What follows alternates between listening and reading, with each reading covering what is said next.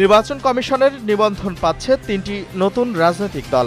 গণবিজ্ঞপ্তি জারির পর দলগুলোর বিষয়ে কোনো দাবি আপত্তি না থাকলে এই দলগুলো ইসির চূড়ান্ত নিবন্ধন পাবে।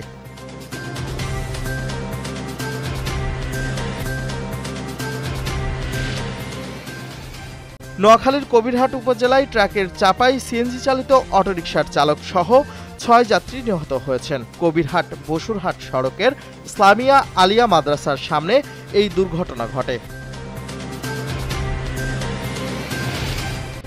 মাদারীপুর ১ আসনে মনোনয়নপ্রাপ্ত কামাল জামান মোল্লার নাম স্থগিত করেছে বিএনপি। বিকেলে এক প্রেস বিজ্ঞপ্তিতে এই তথ্য জানানো হয়।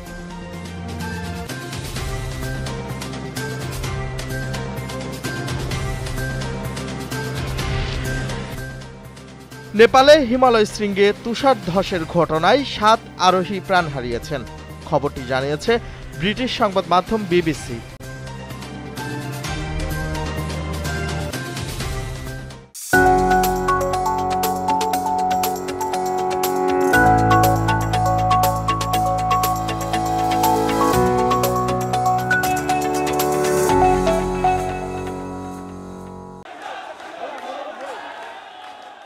চট্টগ্রাম ৭ আসনে বিএনপির মনোনয়ন পাওয়ার পর প্রেসিডেন্ট জিয়াউর রহমানের প্রথম সমাধিস্থল জিয়ারত করেছেন হুম্মাম কাদের চৌধুরী।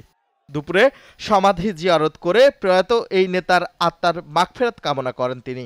এ সময় তিনি বলেন, বিএনপির প্রার্থীদের বিজয় নিশ্চিত করতে সবাইকে ঐক্যবদ্ধ থাকতে হবে এবং তারেক রহমানের ঘোষিত ৩১ দফা বাস্তবায়নে সবাইকে একসঙ্গে কাজ করার আহ্বান জানান তিনি।